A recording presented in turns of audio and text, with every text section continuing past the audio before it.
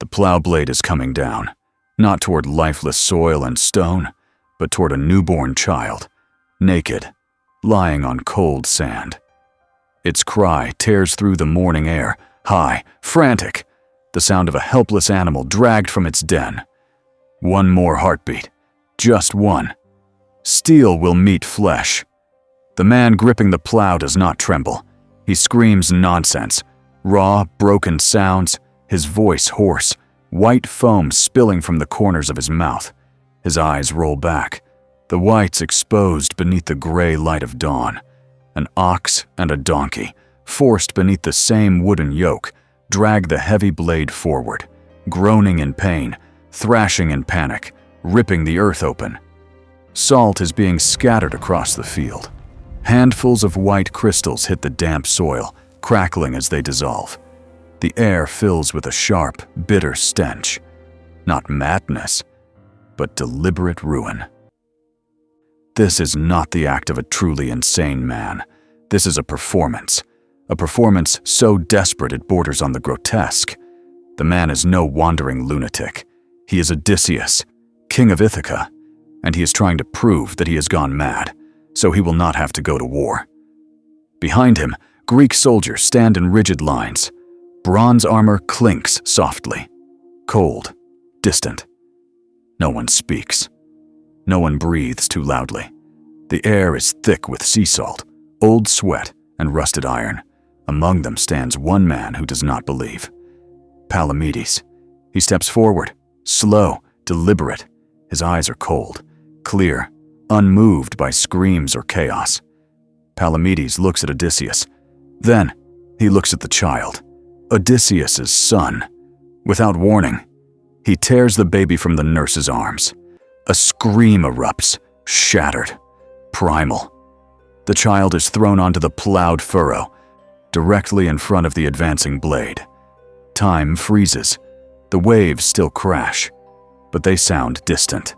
The wind still blows, but no one feels it. All that exists is the shrinking distance between iron and a child's skull. A test, brutal, simple. If Odysseus is truly mad, he will continue. If he is sane, he will stop. The blade moves closer. An inch, then Odysseus roars. Not the shriek of feigned madness, but the animal bellow of a creature cornered by death. He yanks the reins, his body twisting violently. The ox and donkey stumble.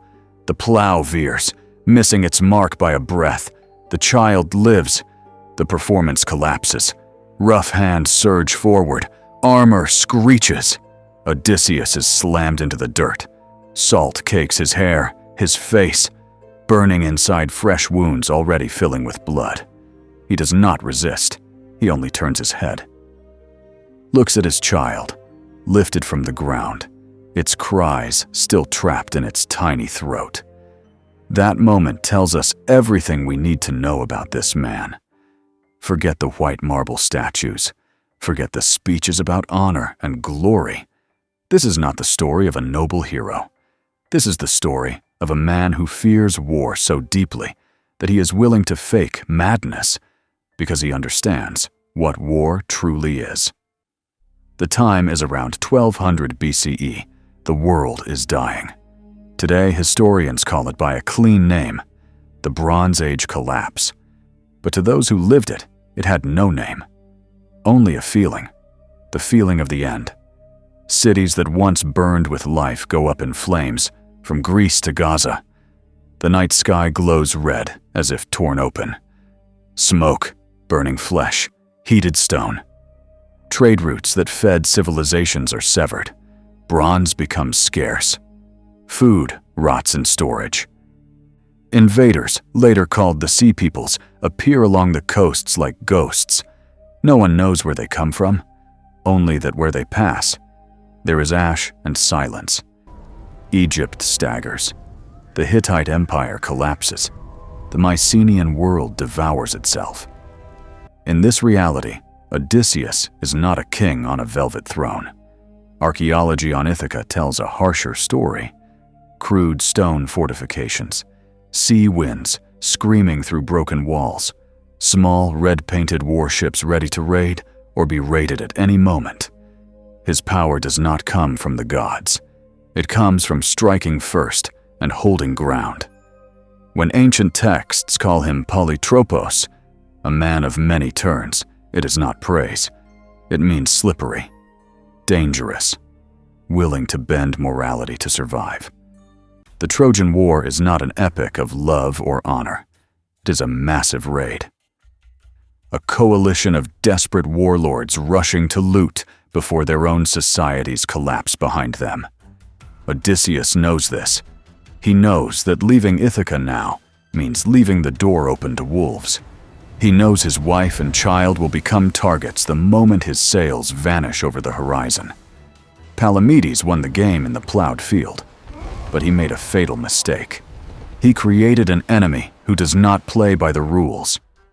When Odysseus marches with the soldiers toward the beach, steps onto the ship bound for Troy, leaves the island where he tried to hide, he is not seeking glory.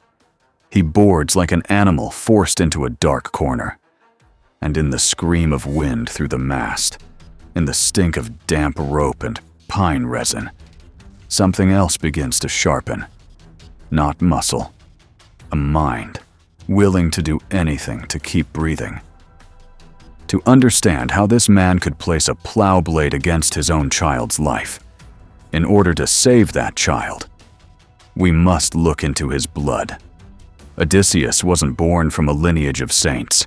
His family tree looks less like a royal register and more like a criminal record. His grandfather was Autolycus, king of thieves, a natural liar, a fox so old and clever he could steal an entire herd and change the markings until even the owner could not recognize it. When Odysseus was born, Autolycus was asked to name the child. Instead of hope, he offered a sentence cold enough to chill the room. Because I have brought pain to many men, let him be called Odysseus. From Odysseus, not brave, but hated. More precisely, one who gives pain and receives pain. From the very first day, he was marked, not to be loved, but to endure, and to make the world endure with him. That mark was never just a name. It became the way Odysseus saw the world. While other children were taught that the gods reward justice, that strength and honor are always repaid, Odysseus learned something else. Quietly, cruelly. The world does not care who you are. It only cares whether you survive. That lesson was carved directly into his body one cold morning on the slopes of Mount Parnassus. Fog swallowed the mountain, thick enough to blind you after a few steps. The forest floor was wet. The air reeked of rot, decaying leaves, animal dung. Hunting dogs barked, sharp, frantic. Then suddenly, silence. The boar burst from the mist. Not a farm animal. This was a mass of muscle, hundreds of pounds of rage, bristles standing upright, tusks curved like sickles. It did not roar. It did not threaten. It charged. Odysseus didn't even have time to turn. The impact hit like lightning. White-hot pain tore through his thigh. Flesh ripped.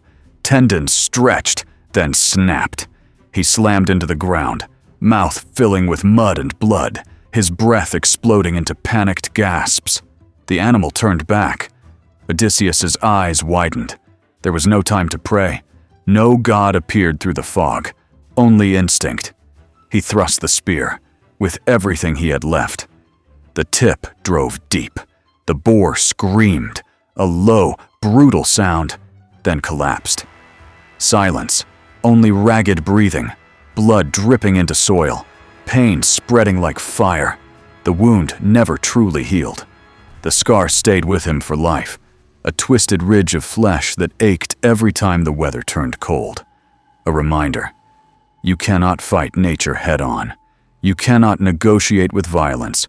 You go around it, or you die.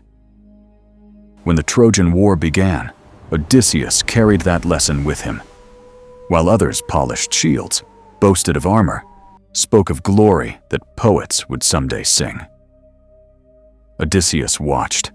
He listened to the wind striking Troy's walls. He smelled damp earth, unburied corpses. He saw a calculation. 10 years.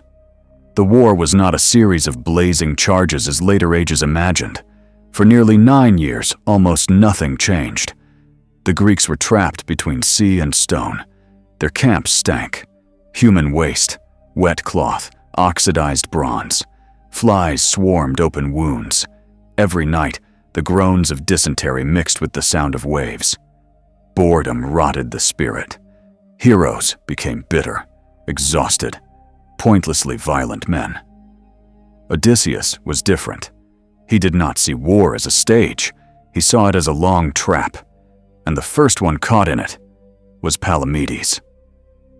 Years passed. Palamedes rose in rank, respected, trusted. Every time Odysseus saw him, the image returned. A child lying before a plow blade, sharp as the smell of metal in the air. Odysseus did not forget. He waited. Then one night, under flickering torchlight, he wrote a letter.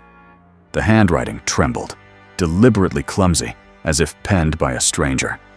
It bore the seal of Priam, king of Troy. Promises of betrayal, whispers of gold and power.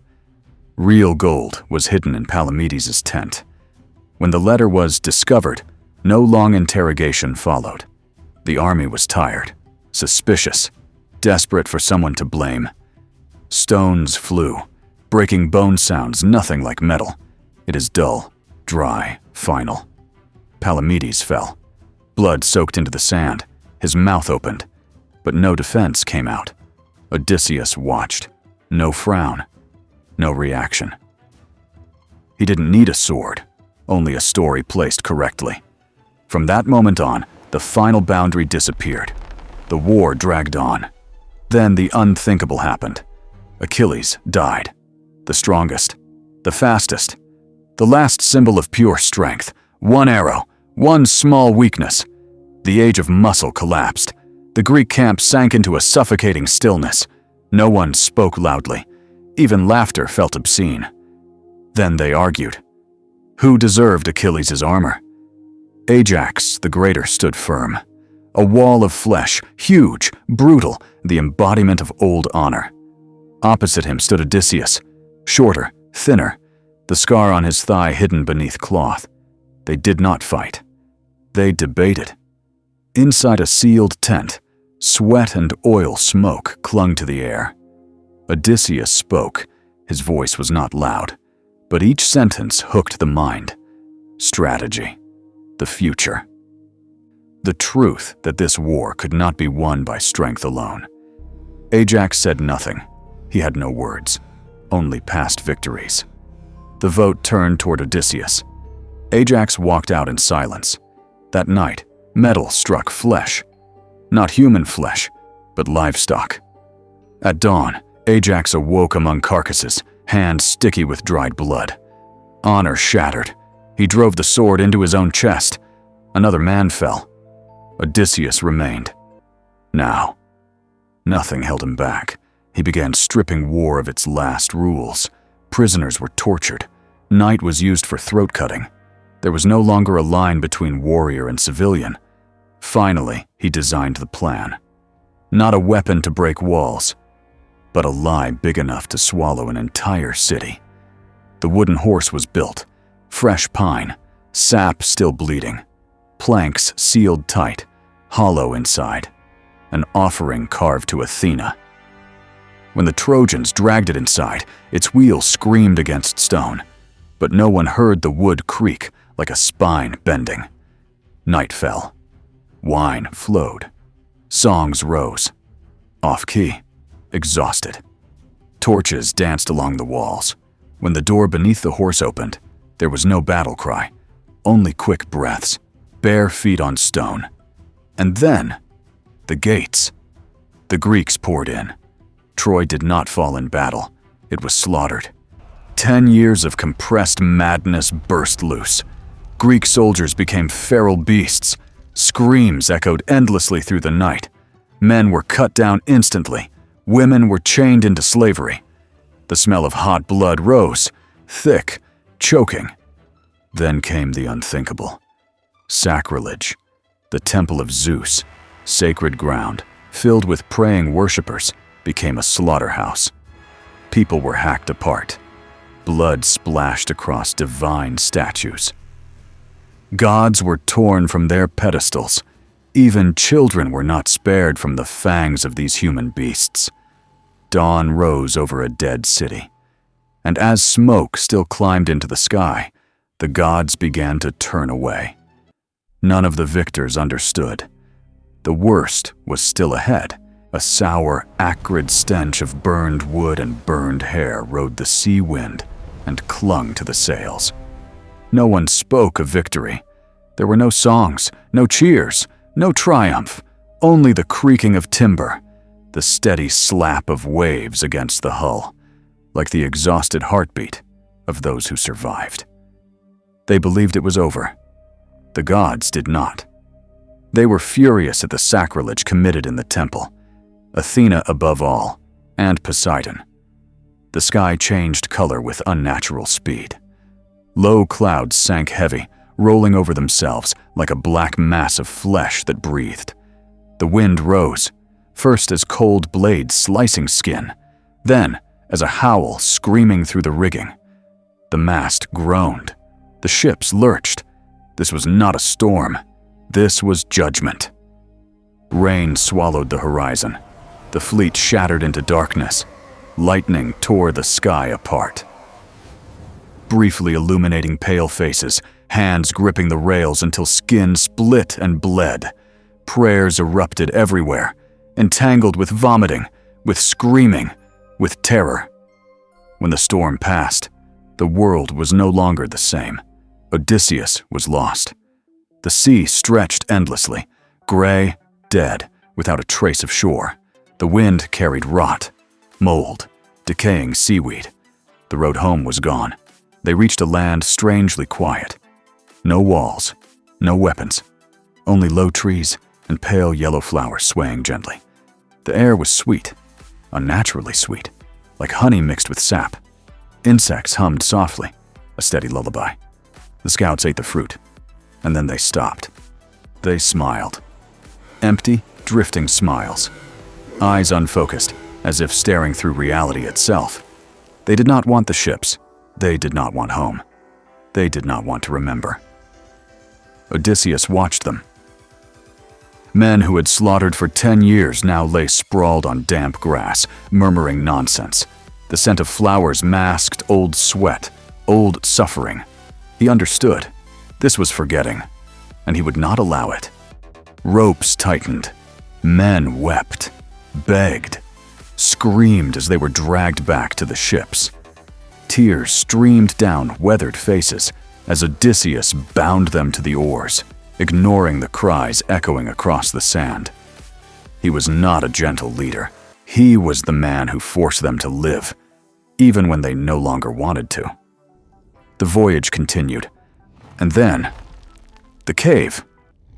A black mouth split open the cliff face. Inside, cold, damp, the stench of fermented milk, animal fur, dry dung. Light from the entrance reached only a few steps before being devoured. Polyphemus lived there, a savage giant. When he appeared, the ground trembled with each step. A mountain of flesh, one bloodshot eye, breath reeking of wine and raw meat. He did not ask, he did not bargain. He seized 2 men. Bones snapped like dry branches. Blood splattered the stone. The sound of chewing, wet, slow, turned stomachs inside out. No weapon mattered here. No glory. Only intellect. Odysseus surrendered. He named himself Nobody. In that instant, escape took shape in his mind. He offered wine, thick, heavy, burning the nose. Polyphemus drank, laughed stupidly, collapsed into drunken sleep. When the burning stake drove into his eye, the scream shook the mountain. Stone rained down. The cave convulsed. When other giants called out, asking who attacked him, Polyphemus roared with all his rage, "Nobody!" The word echoed in darkness, and the giants left. Language became a weapon. Intellect defeated strength. They escaped to the sea.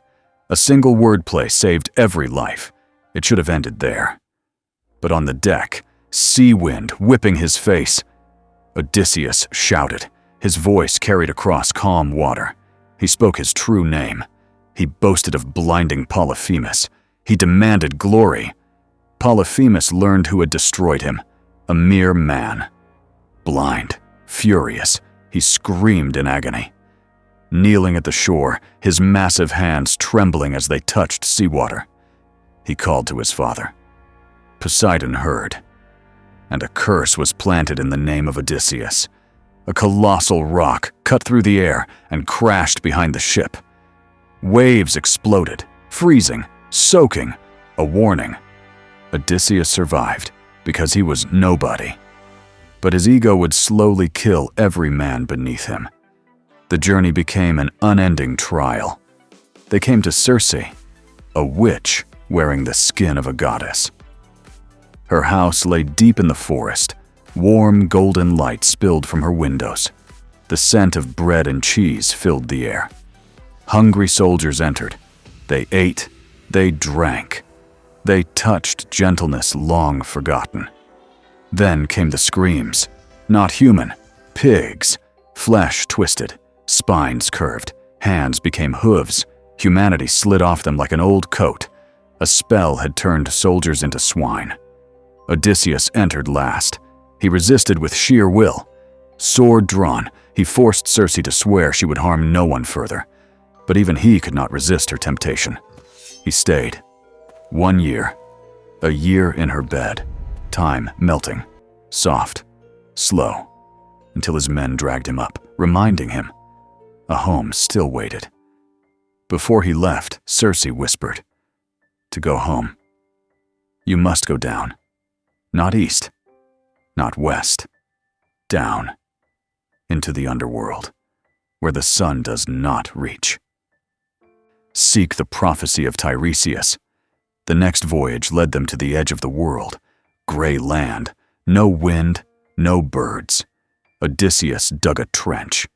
Black sheep blood soaked the soil. Thick, metallic. The darkness moved. Spirits gathered, cold, hungry, crowding, moaning, desperate for blood to speak. Odysseus saw his mother, Anticlea, her face pale, mist-like. When he tried to embrace her, his arms passed through, 3 times. Nothing to hold. She died of longing for him.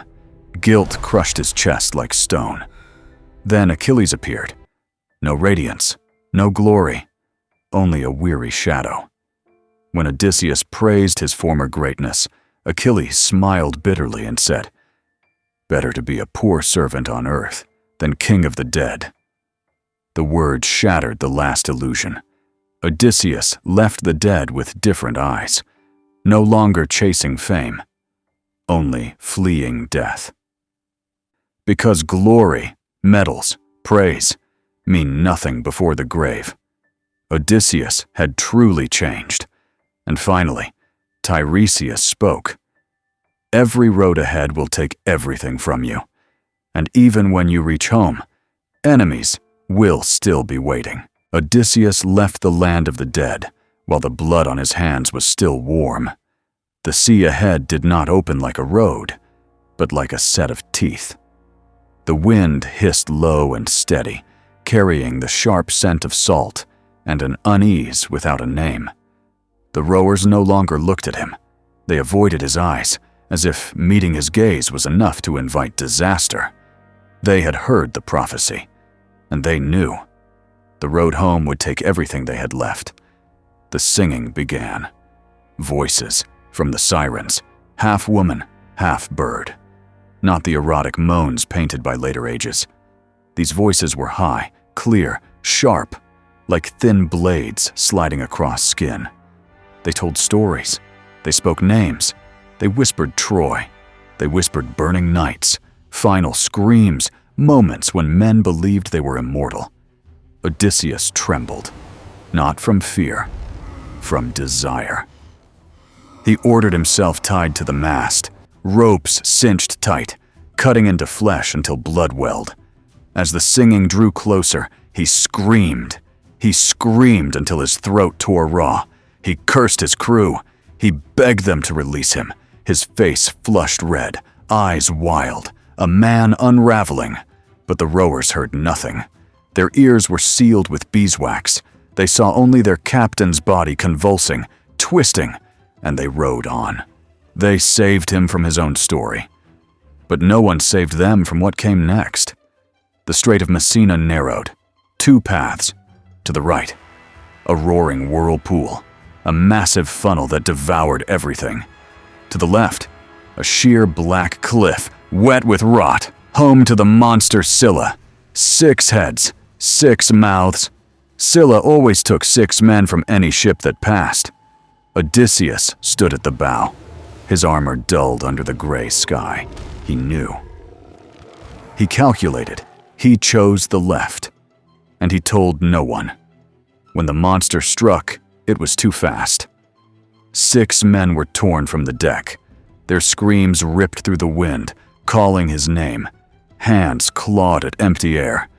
Blood dripped into the sea like black droplets. Odysseus did not turn back. He kept the ship straight.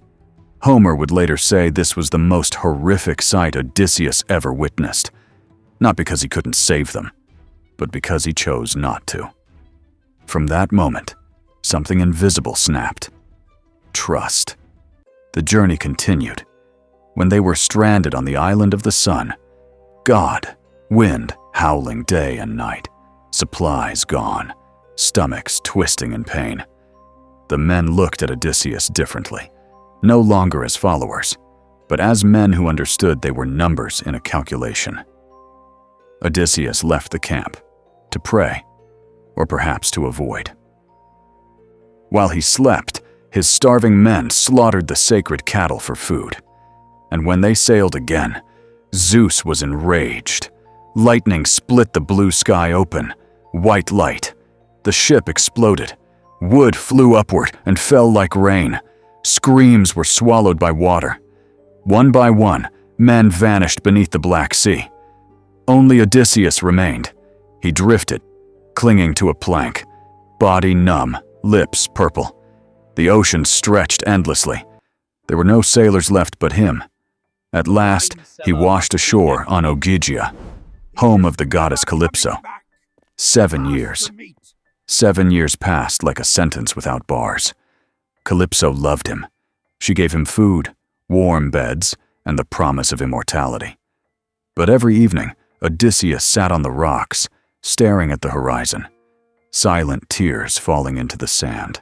No sword, no authority, no role, only a man who wanted to go home. When he reached Ithaca, the fog was so thick the path disappeared.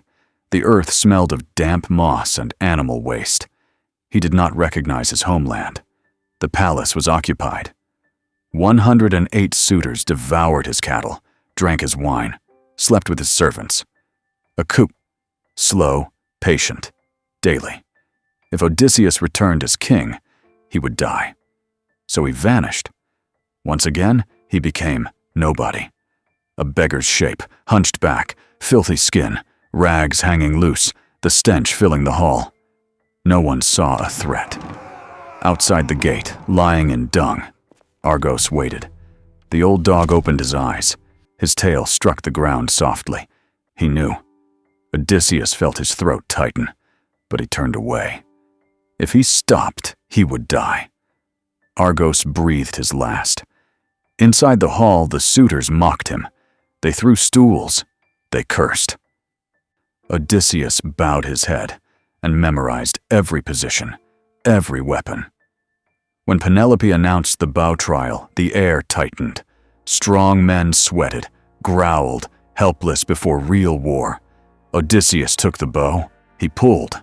The string sang, a sound that cut the air like a sentence being passed. The arrow pierced 12 axe heads. Then, Blood. Doors were locked. No bargaining, no ransom, only screams, bones breaking, metal entering flesh. The hall became a slaughterhouse. When it was over, the stone floor slick with blood. Odysseus stood at the center, gasping, hands trembling. He was home. But there was no triumph, only a heavy silence, like ash settling over everything. The war did not end at Troy. It followed him to his own doorway. And Odysseus, the man of many turns, finally understood a simple, brutal truth. You can use intelligence to survive the apocalypse, but there is no path out of it without blood on your hands.